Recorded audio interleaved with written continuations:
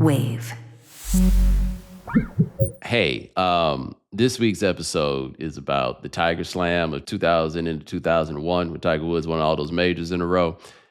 We recorded this weeks before you were going to see it, which is to say before he was arrested for DUI. So we didn't know about that at the time. Thought you should know that first.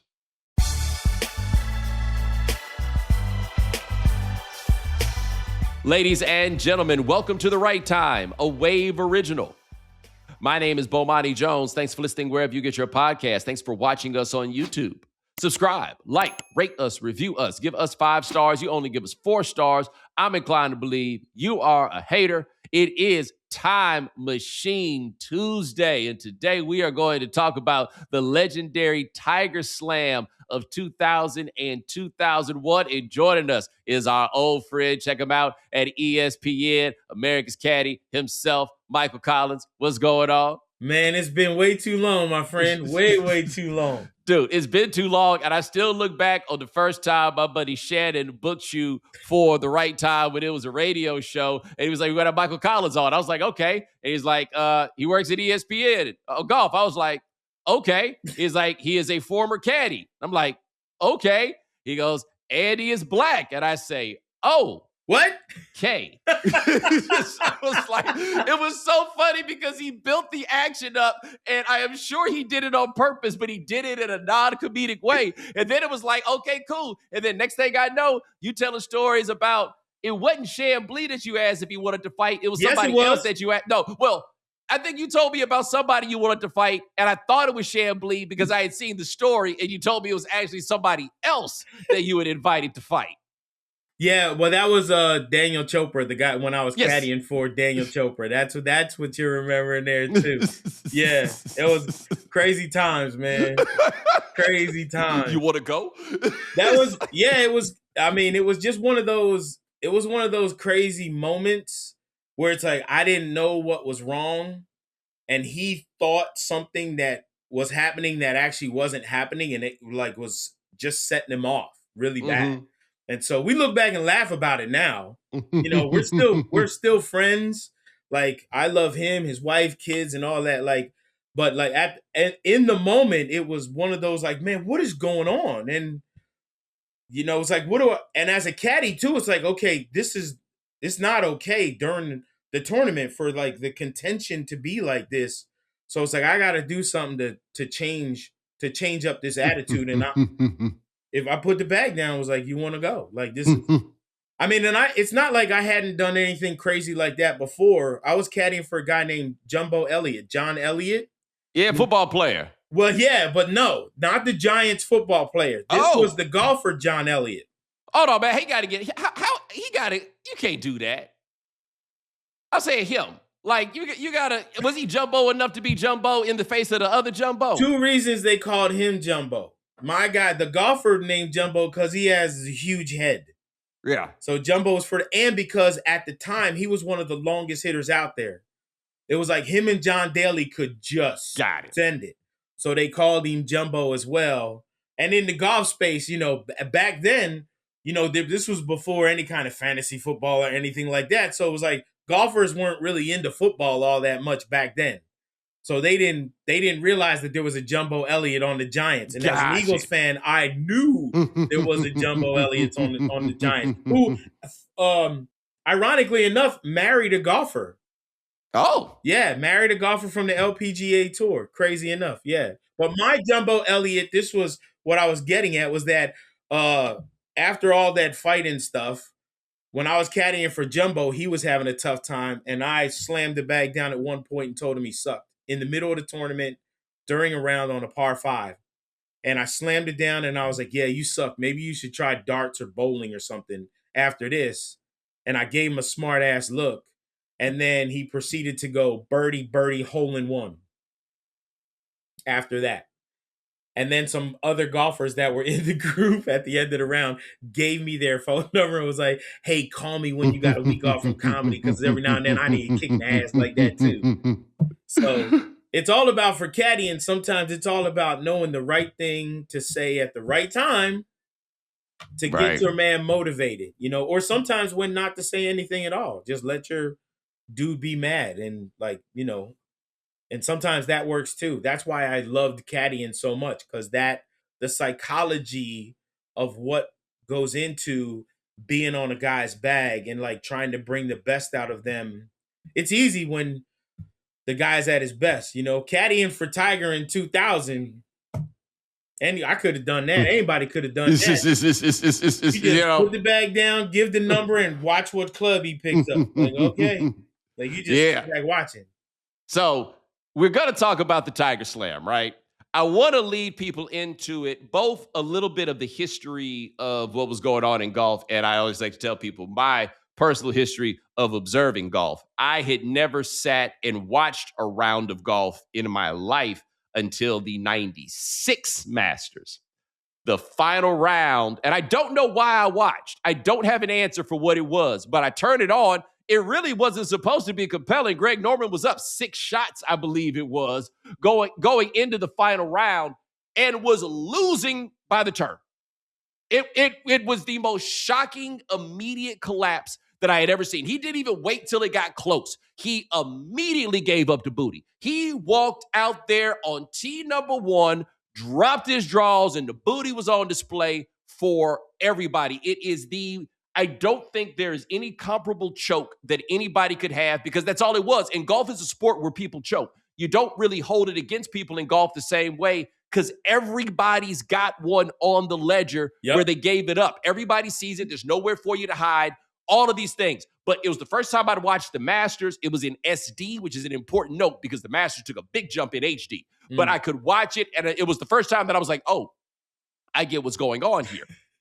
That fall is when the Tiger Woods thing gets started, right? He has declared as a pro. He started to win a few tournaments in the fall. And then we come around to the Masters in 97, where he famously shot a 40 on the front 9 in the first round and a 30 on the back 9 before he proceeded to curb stomp the rest of the field the whole way, right? Like, it was like, oh, okay, he's here. I don't know if it's possible for there to be anything comparable, because in team sports, nobody really wins that young. And if you do, it's because you're part of an ensemble. He beat everybody's ass so bad in there, and then didn't win another major until the 99 PGA. Yes. Right? Yes. Like, there were, well, you could talk about that part. He didn't win that major, and I guess I say that because it's kind of like when a young guy does something, you're like, oh, he's going to be kicking ass forever. But it didn't happen right away. No, because he was making swing changes. And that was, by the way, which is crazy, because he just beat everybody down. The way that he won in 97, everyone was like, yo, okay, it's over. Like, this dude, and you heard people say it, this kid's going to win. He's going to win everything. This is like Jim Nantz said, historic. It was a historic win at the Masters, and it kind of made everyone in golf go, oh, snap. Like, how many times, even in the 90s, did we hear child prodigies, not just in golf, but in all sports, like, this is the next one. And are they ever the next one? Right. Bruh. They ain't never the next one. They be like, hey, man, weren't you supposed to be the next one? Yes, welcome to Walmart. Would you like a cart or a right? But Tiger, like, was, holy crap, this kid is going to do it. And so, but he decided, nah, my swing is not what I need it to be. And so he goes through this period where, if you remember, way back in the day, my boy Curtis Strange did an interview with them at Milwaukee, and Tiger, that's the second place sucks. Like, I only want to win. And that's the Curtis Strange, oh, you'll learn, kid, you'll learn. And that was before, so he wins the Masters, but then has that stretch where it's like, maybe Curtis Strange was right, like, winning, maybe he not. But then when he comes back and wins that PGA in 99, you're like, oh, okay, like, he figured something out. Just like the front 940 in 97, and then something clicks, and on the back 9, you're like, that guy. Yeah, right. That guy. Right. And after winning in 99 at that PGA Championship, you're thinking to yourself, oh, if he figures something out, like, that dude might be back. And so that was...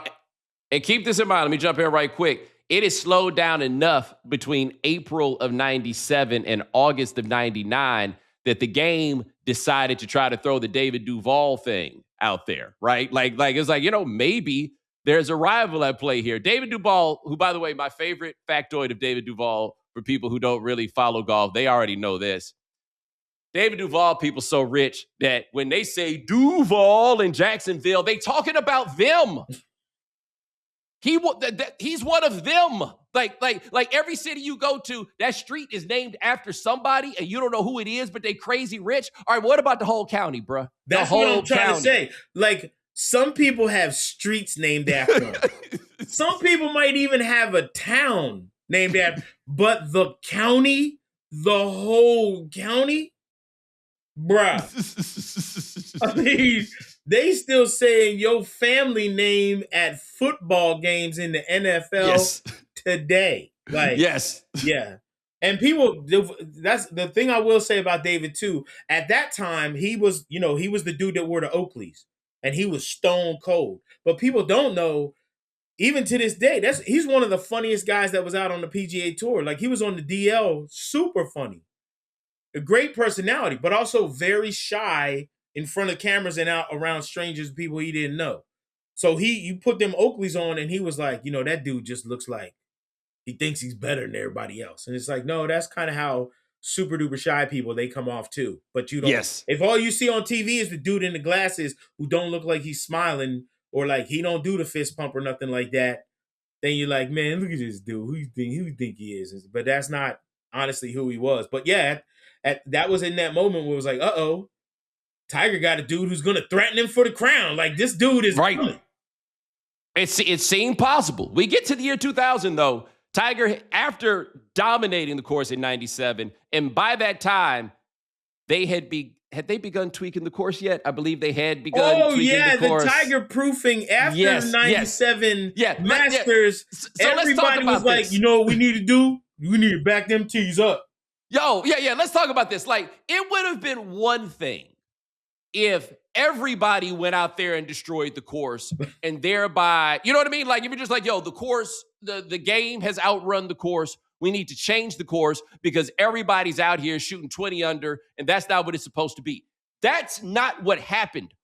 One dude did it. And they decided, that's actually kind of not fair to the rest of the kids, don't you think? This is also where they tell you that, like, sometimes marketing is a lie. It's just say the opposite of what you're doing because it's going to sound amazing. You know what I mean? It's going to sound all people are like, yeah, that's a good idea. What did they call it? We're Tiger proofing. And what did they actually do? That's field proof. You made the golf course so that pretty much only Tiger Woods had a chance, because nobody was hitting it as far as him and hitting the shots he was hitting during tournaments. And so what you do for the dudes that couldn't hit it as far as him, we should make the course longer. What? Okay, if you're going to roll with that. But when they did it, everybody was like, yeah, we're Tiger-proofing the course. Okay. They were at wit's end. That's what that was. They were like, I don't know what to do. Now, the one thing they did, correct me if I'm wrong, it was a lot of right to left shots. It's almost like they went and found the weaknesses that they thought existed in Tiger's game, and they tried to create holes that played right into that. Well, Tiger's miss at the time was the snap hook to the right. Yeah. So if you make a lot of holes where it feeds a little bit from right to left, you're like, yeah. So if he tries to hit it too hard, it's going to go hard to the right. The problem was Tiger's go-to shot was right to left. Right. So when he was feeling it or under pressure, what's the shot he could always count on? The hole goes the way I need it to. Thank you very much. Where it actually might have helped if they did it the opposite way.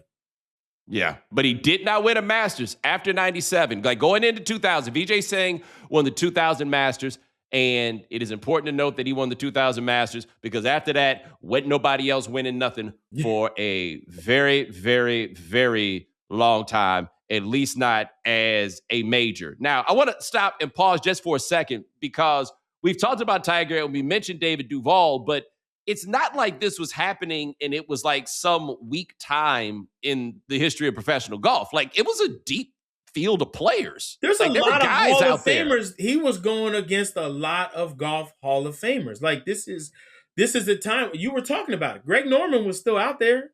Yeah. Nick Faldo, who won that 96 Masters, he's still out there. Bernhard Langer in his prime too.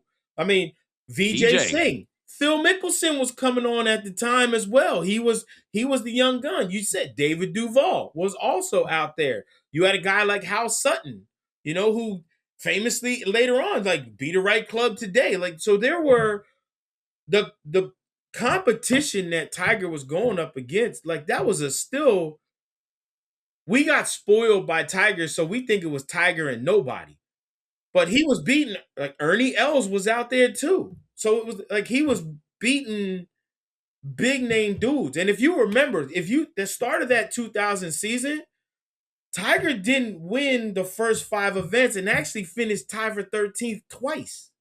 So, like, he finished tied for 13th at AT&T at Pebble Beach, which was the Pro-Am at the time. I think there was terrible weather there. But then in LA, where he's never played great there either. At the time, that was called the Nissan Open. Today, it's his tournament called the Genesis Invitational.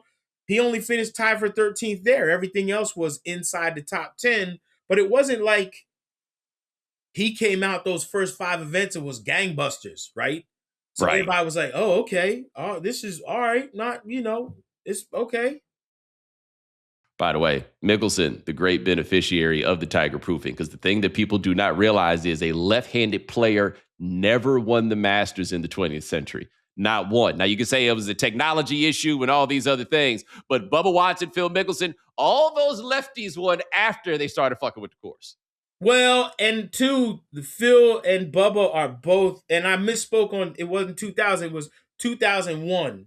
Yeah. 2001, when Tiger started the season and wasn't in those first 5 tournaments, didn't get any wins or anything like that. So it was like trending towards that Tiger slam. So 2001, Tiger doesn't do anything like gangbusters coming out. But you were talking about Phil and Bubba. So both of them left-handed fade the golf ball.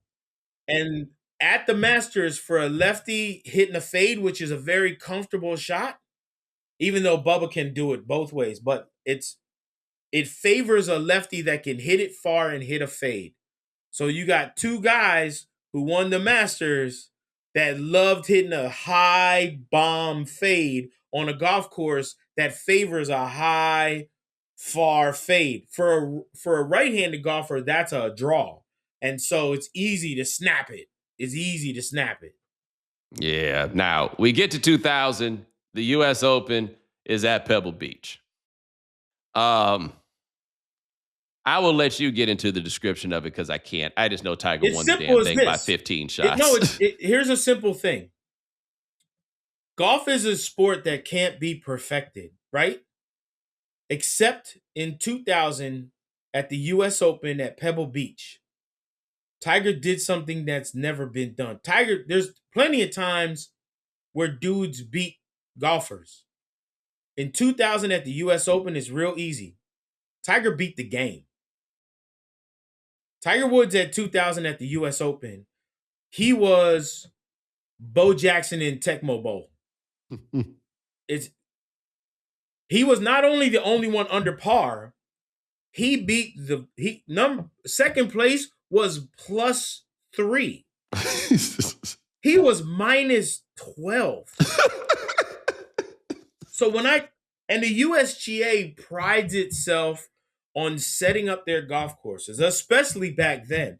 They would let the golf course get out of hand where it would be unplayable for a regular PGA Tour event. They would have to stop play. But the USGA was like, nah, par is going to be the winning score. Like, sometimes 1 over, and we're cool with that. And dudes are going to be walking out of here needing Bactine and a massage, like, because they're going to be so tore up from the whooping we gave them. Like, but Tiger went out there, was like Rick James F. Yo couch. Yeah. Well, what's wild about it to me is I always wrote about Tiger. The thing about Tiger was that he was the great eraser, right? Like, this was not a technically perfect game that he played. No. Right. He's not Nick Faldo. He's not Nick Price, who's keeping the ball in the middle of the fairway and keeping it and going. And the U.S. Open is designed to penalize you for straying, right? For going left and right. And now you're in this unthinkable rough. The idea is that these dudes are going to look like you when they play on this course, right? Because they're going to be out there when things go bad. And he shot 12 under there? Well, here's think about the most famous shot that he hit on that par 5, the 6th hole.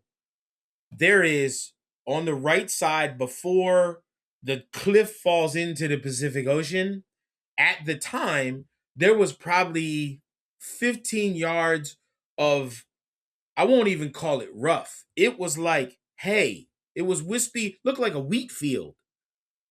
He hit a shot into that wheat field where if anyone else in the field is in there with the equipment and ball that they had at the time, you have to just chip out sideways to the fairway. Because this is the other thing. If you go for that green in 2, even from the fairway off a little bit of a downslope, you're hitting over a 5-story building, which for pro golfers, like, that's in your head.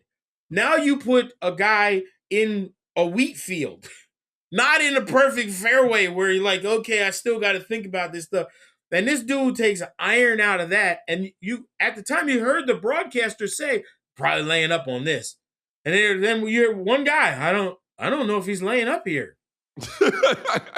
And he takes this lash at it. And when it comes out, like, I don't know where the term and saying came from, but boy, it held true there. Silence is deafening. And when that ball came out, there was, like, even the crowd was just like, ugh. And then just watch. Because, like, is that ball going to the... And then the people at the bottom can't see, and the people at the top are like, well, just wait for his third shot. Oh, shit! And then hops up onto the green, and he's got a putt for eagle. And you wait, that's not possible. And that, I think that swing in that moment was when the whole world said to themselves, yep, video game. Like, this dude, he went from Tiger Woods, the golfer, to Tiger Woods, the immortal.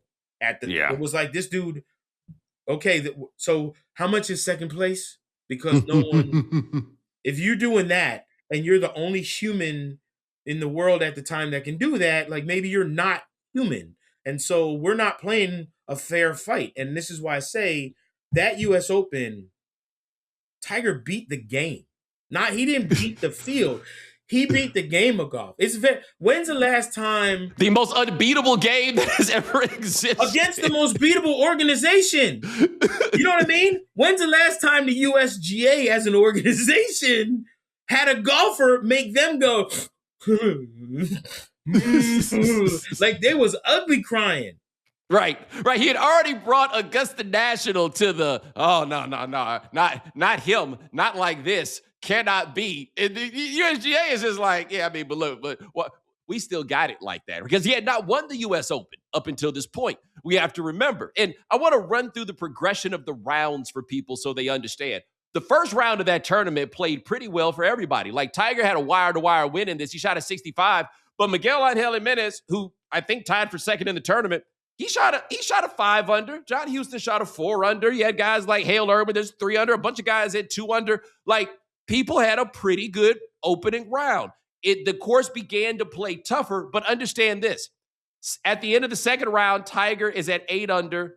Second place is at 2 under. At the end of the third round, he's still at 8 under. It's a par 71. He's still at 8 under.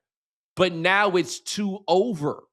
That's behind him. Yes, that is Michael Collins is doing what it looks like. Everybody start here, and then hey man, where you going? No, we're all coming down. Hey, we're all going to the basement. Why are you going up to the attic? Where you going? Like if they had played 4 more rounds, Tiger would have been up all the way up here, and everybody else would have been under the ground. So he's up 10 at the end of the third round, and by the end of the final round, he's up 15. It was one of those things on Sunday. Even the announcer was just like, there's no way to make this dramatic other than all we need to focus on is this guy and what he's doing. Because no one had ever seen this before, especially in a tournament like this, not just with this prestige, but at this place, I mean, you're talking about a place where Jack Nicklaus won a U.S. Open, Tom Watson won a U.S. Open, but not like this.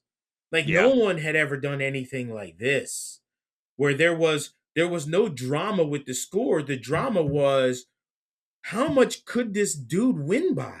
You know what I mean? At one point, you thought someone from the USGA would just come out with a flag and be like, "Okay, man, you don't even gotta finish. Just please stop, man. Please, we just stop, bro. Don't do that." And the rest of these guys are just in it for money. And I'm not saying that as an insult to those people, but I remember in 97, I was on the phone with my brother, and I was like, I don't even know why these other cats are out here. It's like, yeah, because they cut checks for second. Like, the only thing left to play for everybody else was the money. There was nothing else here for you. Like, and Sunday dudes would say it. That's the other thing. That's another thing people forget. Is guys like Ernie Els would be like, we know when Tiger's playing and he's playing well, we're all playing for second. Can you imagine in any other sport, like going into a game? Listen, if they got their B+ game, we can't win. What? The only thing similar to me is when Usain Bolt won the 100 at the 2012 Olympics, the second one. Okay. I've never seen people happier for second and third in my life. They were celebrating like they won gold medals, and those are sprinters.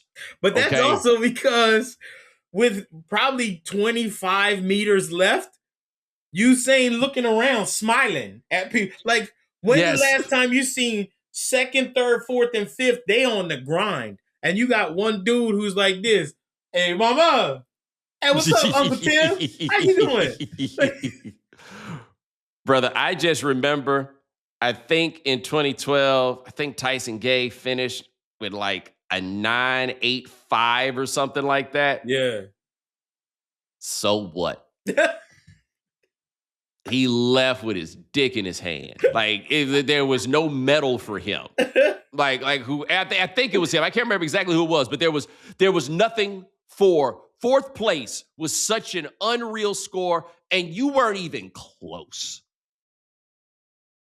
It's hard to tell people that well, actually, no, it might be easier. It might be easier to tell somebody, I ran 9.86. You'd be like, oh, snap. Yep, just leave it at that. How much did you win by? Nah. Man, it really wasn't about that. You know what I'm saying? Like, It was about me. When I race against myself. You know what I'm saying? I don't even be thinking about these other cats out here. Like, that's what you got to say in golf, man. I just play the course, man. Tiger did say, too, back in the day, like, he had to make up games sometimes. Like, that's what him and Stevie would do. They would be like, okay, now I hit this mark that I set for myself. Now what's the next mark? Okay, now get to this number. All right. And then once you get there, I bet you can't get to this number. And that's the game you're playing because you're not playing against everybody else. I had forgot about old Stevie. Talk about messing up your good thing, boy. I had forgot about Stevie. Then Stevie get up there and get a little bit loose with the homies at that little banquet that one time. Oh, yeah. Yeah. That's when you learn that the internet is international. That you're at something in New Zealand. Be like, I can just have some fun, drink a little bit, get a little tipsy, say some fun things. And that was one of those when everybody started realizing, oh, that stuff people record on their phones gets out and it goes worldwide. Sometimes. They always get loose at the crib, man. They always wind up going back. You think you're in a safe space. Yes. Oh, don't let them be talking to a newspaper reporter in the native language. Oh. That's like when the boys go back to France. Like, let me tell you something. This offseason, that boy Victor gonna go over to France and say something crazy to l'équipe or one of them other magazines they got over there. Just you watch. Just you watch. He ain't gonna be able to help it. That's like it's in the French interviews that when he says stuff like, "Yeah, Rudy Gobert will never win Defensive Player of the Year again." Yo, man, like we got Google Translate now, homie. We can find out. You ain't got nobody on your team saying, "Hold up." But see, here's for me. I'm a big fan of the flip side of that. It's like we don't get to attack people for doing stuff like that. And then on the flip side, be like, I don't understand why all these athletes are so vanilla with all their answers. It's like, no, you say that, but then you complain and bitch when a dude is honest and says what he thinks. And it's like, how dare you? Like, pick one, man. Make up your damn mind. Hey, man, we're going to come back. We got more from the Tiger Slam with Michael Collins coming up on the right time. You can predict the playoff action all the way to the finals with FanDuel Predicts. All you have to do is sign up to get your $25 bonus. Follow all the playoff dishes, swishes, wishes, and misses. Every move is a potential plot twist. Predict the spread, the total points, and even the game-winning moments that make the playoffs, where one run, one rebound, one shot changes everything. From opening tip to the final buzzer, stay locked in with every pass, every play, and every moment that moves us closer to crowning a champion. Sign up now for your $25 bonus on FanDuel Predicts. Offered by FanDuel Prediction Markets, LLC, a registered futures commissions merchant.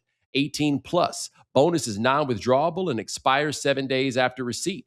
Trading derivatives involves significant risk and may not be suitable for all investors. Manage your activity with our consumer protection tools. Restrictions apply. See terms at fanduel.com/predicts/bonus offer terms. Offered by FanDuel Prediction Market, LLC, a registered futures commission merchant. 18 plus, one per user. Minimum $10 deposit required. Trading derivatives involves significant risk and may not be suitable for all investors. Manage your activity with our consumer protection tools. All right, we are back with Michael Collins. He got his Masters gear. I should have worn my Masters visor. You know what I'm saying? I got a couple ball markers too. You know, when people go down there, they bring a little something back for your boy. Bring a little something. Let me tell you, do you know what the like first timers, their average spend is just under $2,000.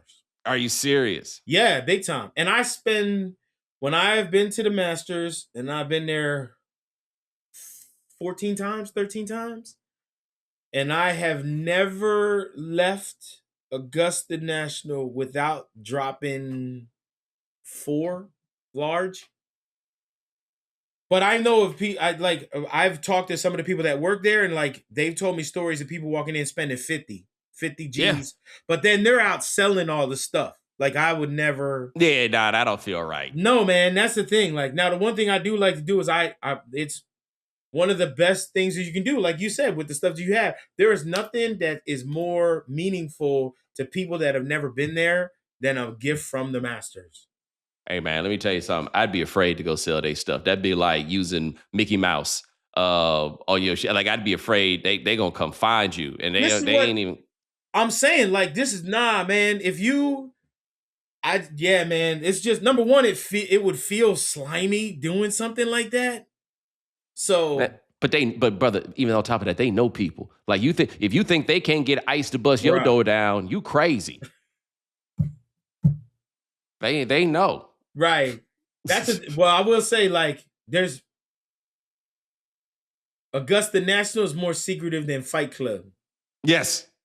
So, like, yes. And the people that they're like, the members that the names of members you don't know, they're the ones that are like how they found out. Like, if somebody was doing something, then not even like you go to the Masters and you buy $50,000 worth of shirts, and now you put a Masters store up there and stuff like that. And now, like, you and none of your family members or anybody of your friends can ever get back to the Masters tickets magically again. You never get back there. Like, yes. I wonder how that happened. Oh, come on, man. Yeah, come on. Just try too hard. Oh, yeah. But some of the best gifts I ever gave out, like, I hooked up one dude with a Masters watch one time, and that was like Yeah, the look on people's faces. You know, I had a dude that was playing for my team, the Eagles, and he was into watches. And then so I surprised him one time and was like, I'm gonna give you something that you can't get, and you can show off that all these other $300,000 watches and $250,000 watches and stuff like that, anybody can buy them, but you can't get this. And Yeah. so being able to give people stuff that they can't buy, bruh, that's the greatest feeling in the world, watching people's face light up and stuff like that. So yeah, I got probably 200 hats. I got a hat issue, my thing. So like for the years I've been going, I got so many hats. And Well, of like course, now it's the gnome. The gnome is the big thing now. yeah, brother, you got a hat issue because, like me, you got a head issue. You know what I'm saying? You know, and you be out there playing. Like people don't understand. Like I never quite got there into the LL zone. You know what I'm saying? Where it's just like, hey, hats are gonna be my thing. But we talk about Tiger Woods. St. Andrews was 2000 for him at the, and I believe it's the first time he played St. Andrews in the Open Championship. And you correct me if I'm wrong, but this was another course very much so made for Tiger Woods. In a sense, he took all of the trouble out of play. This was another, so this is coming off of that US Open win where he beat the game. Right. Not only field by 15, and now he goes to the Open Championship. Let's put this in perspective. He shot minus 12 at the US Open and was like, everybody was like, holy cow, this dude is like that. And then he went to the Open Championship and shot minus 19, almost shot minus 20, and beat the field by 8. Yes. At the old course. Coming off 15, he is now won by 8. This dude has won 2 major championships in the same season by 23 strokes combined. Yes. And Ernie Els, Hall of Famer, I believe, was in second place of both of those. And he's the 23 behind guy. He's 23 and me. Poor dude's 23 and me. Where if Tiger's not playing, he's holding the 2 trophies. Like we're talking about an Ernie Slam, potentially. Right. So, yeah, that's St. Andrews thing. Like to do not only what he did at the US Open at Pebble Beach, at a historic place, now you go to literally the home of golf itself. St. Andrews is the home of golf.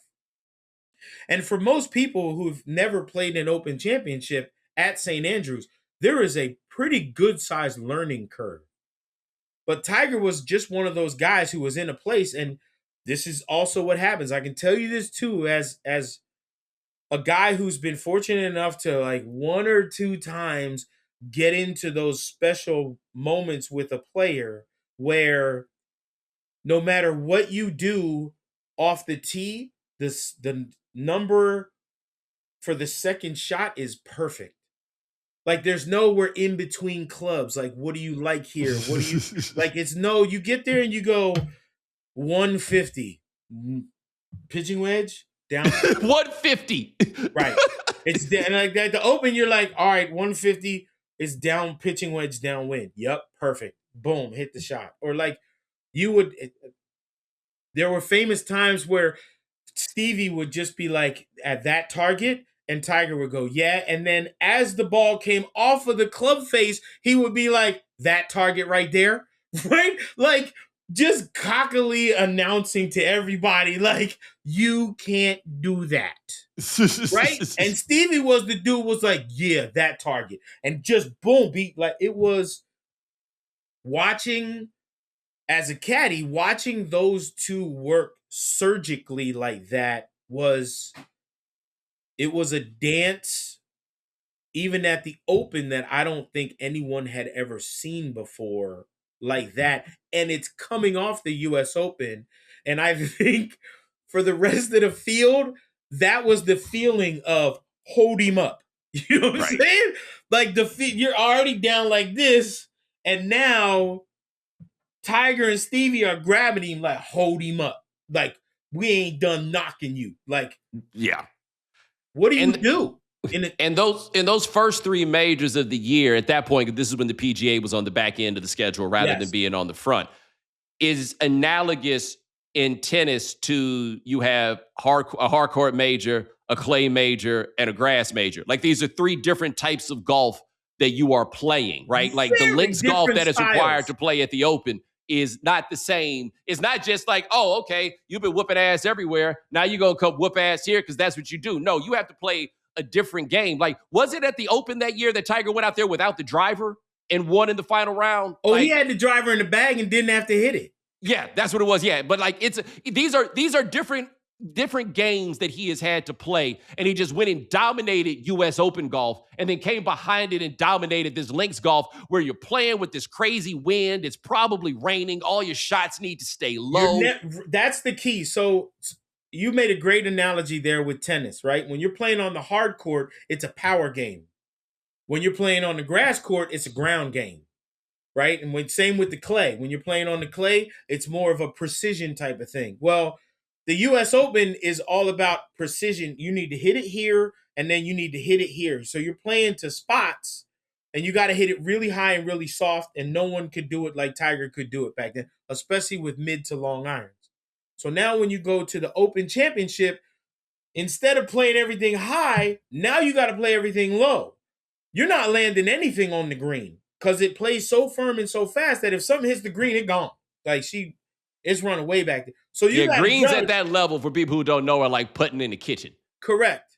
And the fairways sometimes at Open Championships can be faster than the greens. So you're landing a ball 20 to 30 yards short of the putting surface, and then hoping that it takes the mounds correctly, misses the bunkers, and gets on the putting surface. And so those 2 style of games it's completely opposite. It's chocolate and vanilla. Like, it's not like, well, my game kind of fits a little bit of both. No, it don't. You have to play a completely different style of golf. And for him to go over there and Tiger like dominating like that, winning by 8 shots after playing a completely different style. And you're talking about these things that's 4 weeks apart. It's a month. So it's not like I got plenty of time to prepare and get ready. Like I'll take 2 months and I'm going to change up kind of how I flight everything and what I need to do. Nah, you got a month where you're taking time off too to chill. And then you're going to just show up there and your game's going to be set and ready. Like, where are you going to practice that in the United States? Because nowhere in the US can you set up courses at the time to like play like that. Nowhere in the US was like that. So him showing up and doing that was another one where everybody was like, oh, this dude's doing this too? And then he comes with Valhalla and the PGA next. And it's interesting, the PGA is the one in this run that we talk about the least, but it's the one that went to the playoff. And I remember very clearly when this happened, something that was very interesting is that he's in the playoff with this dude named Bob May. That meant nothing to us, but Bob May was that dude back in the day in California. Like, that was a guy that young Tiger was like trying to keep up, was trying to get to at a point. And good for you, Bob May. You got to the playoff. Even better for you that you lost. Because if you hadn't lost, this would have just kind of been weirdo factoid, right? But now Tiger's back-to-back champion at the PGA. And the irony was, like, that was the greatest Cinderella story at the time that we were seeing. And it might have been a great Cinderella story if he won. Like, it would have been unheard of if he won. But two things about that. One, if Bob May wins that playoff, then we don't get to have any of the Tiger Slam conversations at all. And maybe the slam never happens the way that it happened. Like who knows? There's no way to Monday morning quarterback. And fast forward then, Y.E. Yang at another PGA championship 2009 doesn't become golf's Buster Douglas, because Tiger never has then that run where he is undefeated going into Sunday with the lead of a major. There's no such thing as that run. And like, then Y.E. Yang doesn't become Y.E. Yang. And like, everything that happens after that also never potentially happens. But at the time, like, Bob May even getting into that playoff, like, who is this short dude who is 50 yards behind Tiger off the tee and yet hitting these long irons against 9 irons? Like guys who's hitting it so high and soft against a dude who has to bring it in low because he's using irons that are so much longer and he's further away than these greens than Tiger is, and yet he's hanging with them. So there's that. You're torn as a golf fan. Like, I love the fact that Cinderella's got a chance to dance and like is hanging with Tiger and hitting these crazy amazing shots when he's out of position and like giving himself an absolute chance going into this playoff. And you're like, holy cow, like, is Tiger really, is this gonna happen? And then once we learned that backstory of Bob May, was like, oh, not only is this dude the short knocker, like, and you're like, this, well, how is this happening? And you're like, oh, because this is a dude who knows that Tiger used to look up to him. Yeah. So he might not have the same fear, or he's drawing off of something from the past that no one else had to draw off of against King Kong. Yeah, like there's nothing like when you're like, oh, are you talking about insert name here? Like a great example of this, the 1999 Final Four when UConn beat Duke. And Duke had this point guard named William Avery. William Avery was cold. It didn't work out in the NBA for him, but he was cold in college. Word. And he was from Augusta, Georgia. UConn had a dude named Ricky Moore who was 2 years ahead of Avery and was basically like Will Avery's big brother. And he treated him like that. And the game went like that. Every now and then that happens where there's some dude on the other side that's like, you talking about who? It's like when you in college and when you first get to college and you see the dudes that are in frats, you're like, oh, they must be somebody they in the frat. But then you get to be a junior and then the cats that were nobodies when you were freshmen are now in the frat. And you're like, oh, you talking about him? Right? That's Bob May. Like, oh, you talking about him? Like, yeah, no, he was good. I mean, it was coming, but I can't see myself being afraid of this cat. And he wasn't. Yes. And that, you know, for some people too, you hear that saying, the moment's too big. But as you said, for Bob May at the time, it was like, oh, Tiger? Yeah. I know if I get into, if we have a battle, I ain't scared. Like, I battled this dude before. It ain't, even though like the mystique outside the bubble of Tiger is there, in the moment, you're like, huh? But for everybody on the outside, like you said, with Avery from when they're playing Duke and all of that, like everyone on the outside was like, yo, who is this dude that thinks he's, and they don't know the backstory. So you're just like, yo, who does dude think he is? Like, right. Showing up and showing out. You're like, this dude's out of nowhere. When it's like, no, he's not. He's kind of not out of nowhere. You just didn't know the backstory. Yep, but you know what? It was cute. 3-hole playoff. Tiger wins. It was cute. It was cute. It really was, man. It added flavor to the story. You know what I'm saying? Like it made for a very interesting part of this podcast, right? People didn't see that part coming. Okay, we get to the 2001 Masters. Keeping in mind again, they've been messing with the course, and Tiger has not won since the first time he got there. Now we're here, and it's this idea of a Tiger slam. And to me, yes, you hold all the trophies at the same time, it's a slam. We got to take time out and back up, though, a little bit, too, in 2001. What did he do going into that Masters as well? You have to remember, he won the 2 tournaments that he played in right before that. He won the Arnold Palmer Invitational, and who'd he beat there? Phil Mickelson. Yeah. Then he goes to the Players Championship. Again, a little bit of a different style of golf that you got to play at the Players Championship. And who's he beat at the Players Championship? Vijay Singh. So this dude is going in to the Masters, which is his next event, having beat Phil Mickelson and Vijay Singh, probably at the time his 2 biggest rivals on the golf course, like 2 dudes that were definitely guys that were names you better know where they are on the leaderboard. And he took both of them down in the 2 events going into the Masters. And then, oh yeah, like who wins 3 starts in a row? And now you're throwing on top of the fact the slam is on the line. Like no one since Bobby Jones has won all 4 in a row. So he's going for a threesome, 3 straight wins, API players, and now he shows up at the Masters. And the pressure, and this is like 2001, the media was no joke. This is not 96 or 97 when there's like 50 newspaper people there and 7 TV people. This is a gaggle and the internet is full blown.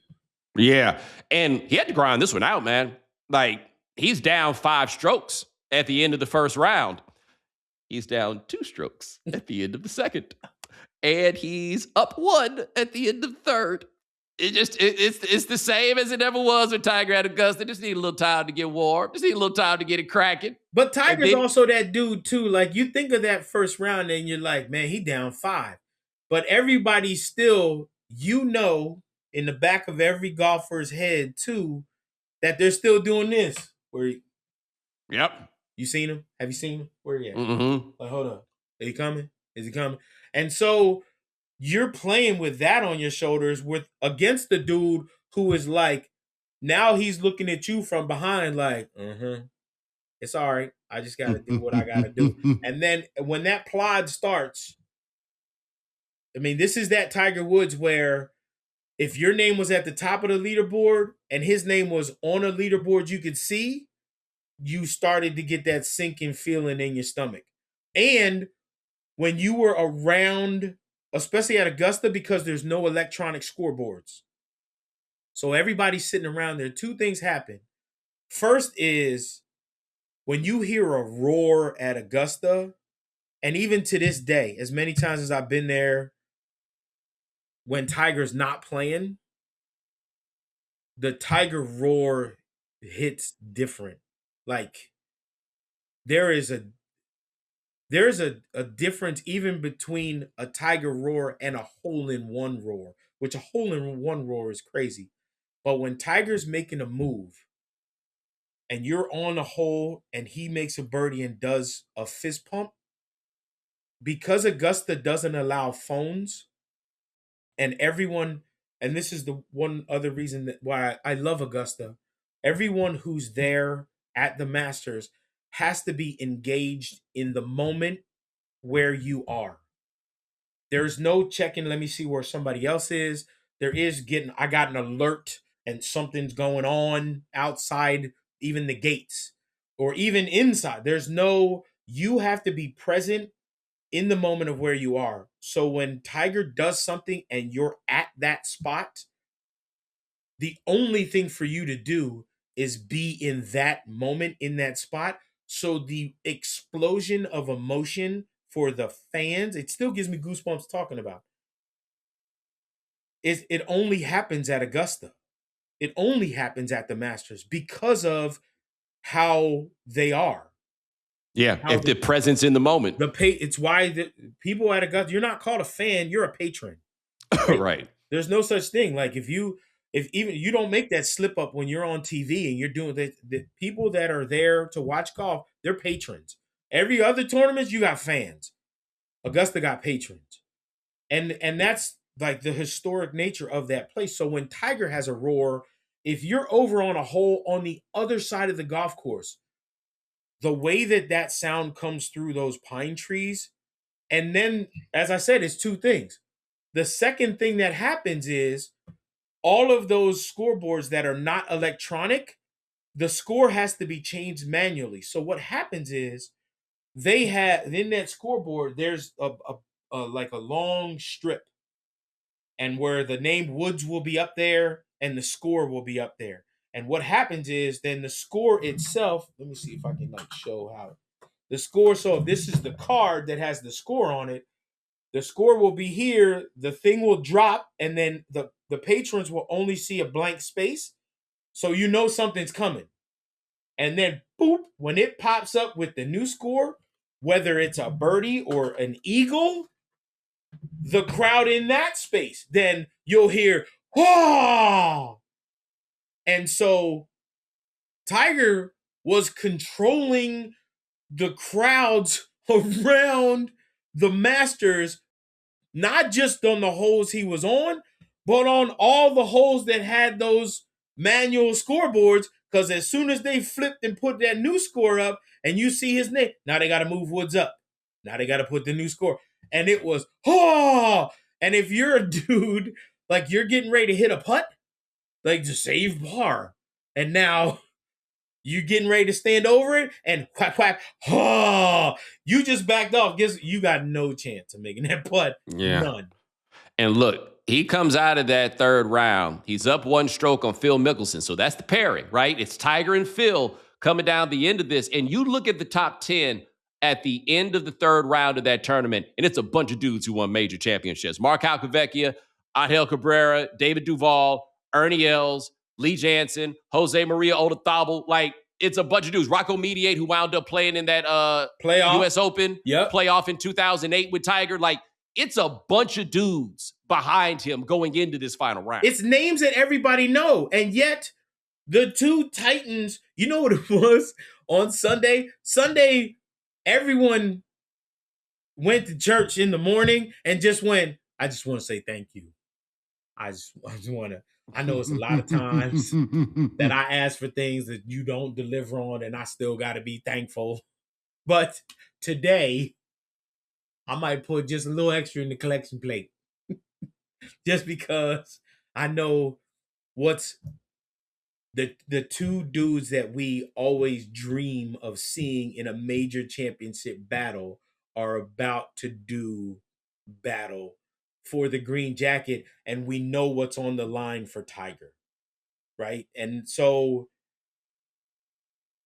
I don't know a time either, like when other than everyone has different specific moments. For you, it was 1996. You're like, I don't even know why I turned on the Masters in 1996, as you said when you were watching, but I know, like, I was enthralled by, like you said, you were enthralled by watching the collapse of Greg Norman and how Nick Faldo ended up winning. And it was just like, when you turned it on, you were just like, I can't. It could have been something crazy, be like, oh man, there's a kitten in the tree. That kitten's staying in the tree until this is over. Like, you're going to watch. That 2001 Masters with that final group, I don't remember a time when more people who had no interest in golf whatsoever at the time sat down and watched it. Like, from the moment that mug came on CBS, everybody was like, we're watching this. I'm like, we're not even into golf. I need to see this. Like, and then it was like, what does birdie mean? It means you played the whole one shot better than what you were supposed to. What does bogey mean? Bogey means you played one shot work. Just watch, man. Shut up. Like, there were people who were like, holy cow, there are people watching golf that don't care about golf. And so I think it was an impactful Sunday in a way that is hard to measure, because then so many people after the fact stuck around. And that's where I say it's immeasurable, because we know, like, people watch golf every now and then for major championships, especially the Masters, and then then the golf is gone. Maybe, something crazy is happening, we'll flip it on and watch it for a couple of hours or something like that, but we're not emotionally invested in the game. But I think at that 2000 Masters, after the fact, people stayed and became emotionally invested in golf where they had never been before.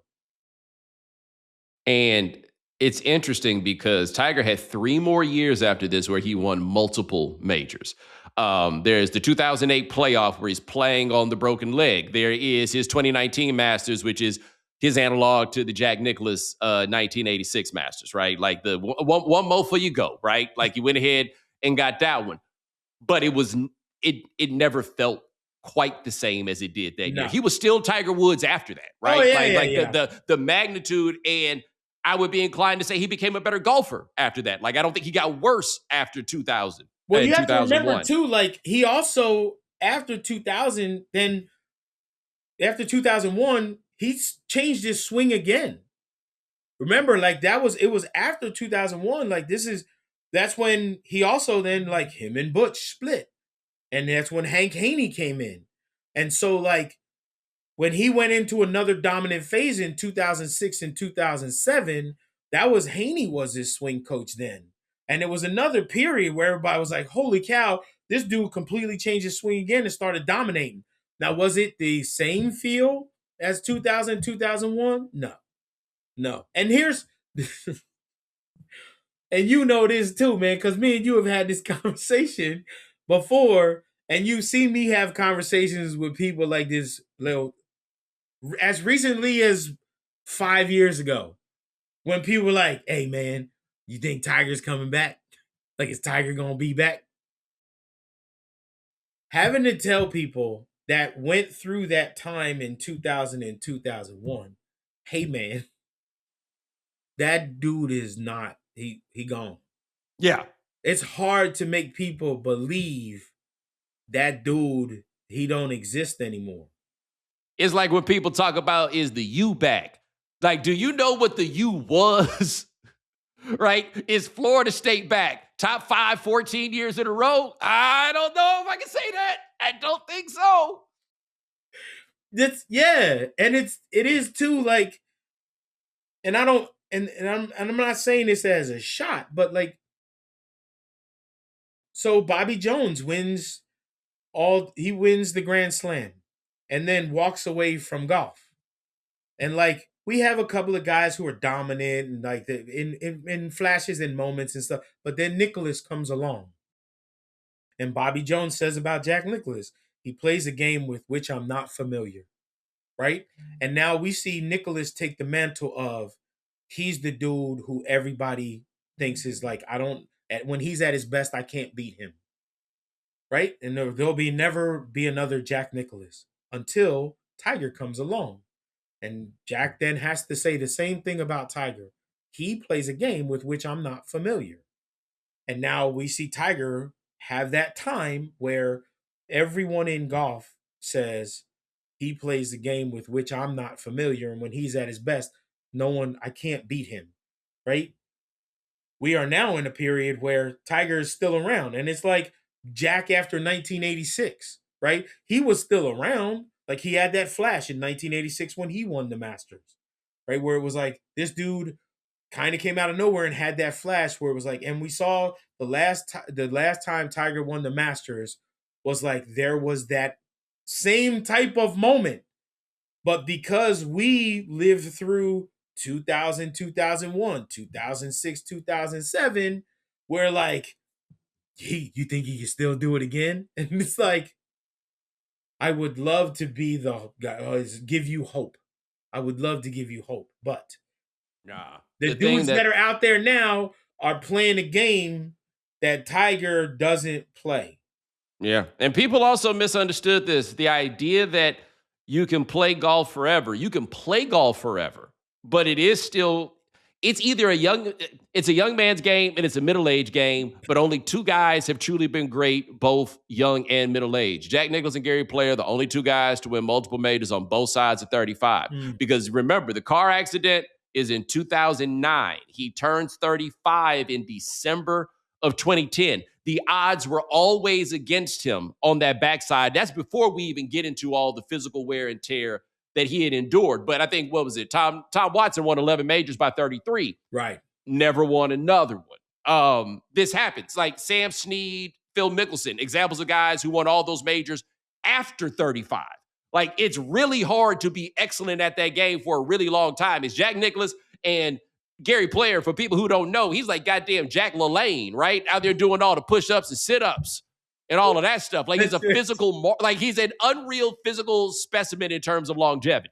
And if we're being honest too, when it comes to Gary Player, like, he's like Jack LaLanne, you're like, oh shit, here come crazy. Yep. There he is. Like, I love him to death. This is gonna be off the rails. Here come crazy. Like, don't answer too many questions about South African politics. You never know. Don't ask politics. Period. Don't ask politics, man. We all getting canceled. Don't ask no politics.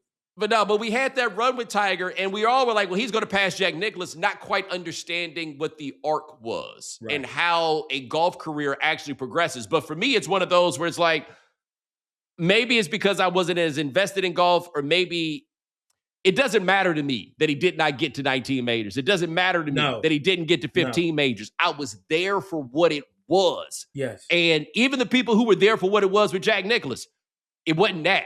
Like they're not even saying it was that.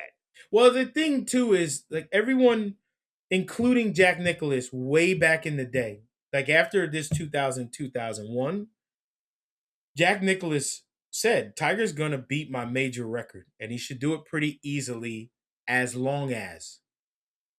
And the as long as with everyone out there was he stays healthy. I mean, and Tiger's not the only. You can go wait. If we do a football analogy, like what would Gale Sayers have been? I never saw Gale Sayers. All I seen was highlights, but it was like the dude who I know growing up who was going to be the great. What would Bo Jackson have done? Yes.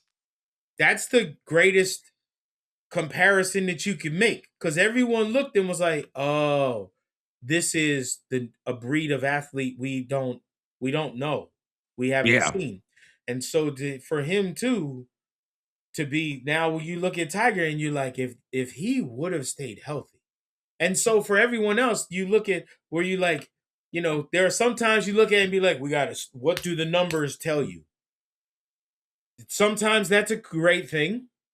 But there are other times it's like, yeah, the numbers can tell you something, but also the people that were there in the moment with him, and then the greats of the past that are still around and saw it as well and went, yeah, that dude better.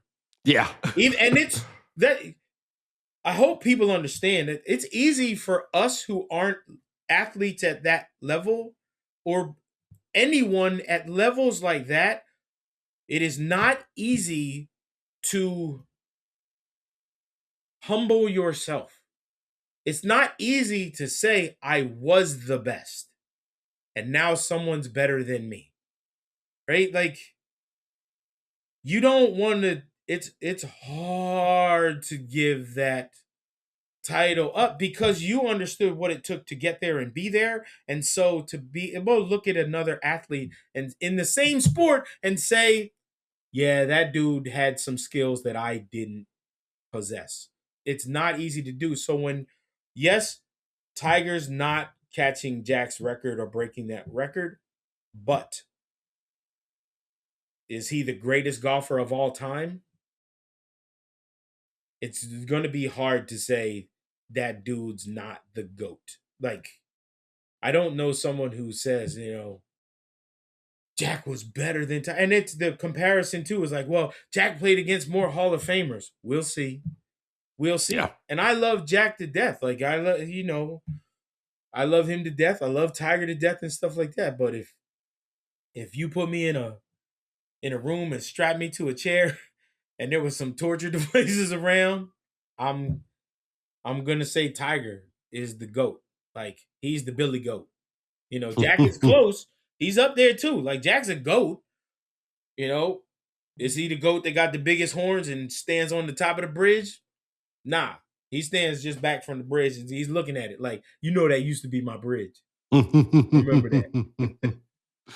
Ladies and gentlemen, that is Michael Collins. Check him out at ESPN covering golf. My man, we'll have to do it again, brother. Thank you so much. It's been too long, man. I have so much enjoyment getting to chat with you, brother. And like watching you do your thing is like, it warms my heart and my soul, bro. I love it, man. I know you don't know this, but like you inspire me, man. And thank you for that, bro. Dude, I appreciate you, man. Thank you so much. And ladies and gentlemen, thanks so much for joining us here on The Right Time. We do this 4 days a week. Ryan Brumley handles things behind the scenes. Thank you, sir. Hit our voicemail line, 323-596-7767. Remember, follow The Right Time. Subscribe, like, rate us, review us, give us 5 stars. You only give us 4 stars, I'm inclined to believe you are a hater. And we'll talk to you guys in a couple of days. Take it easy.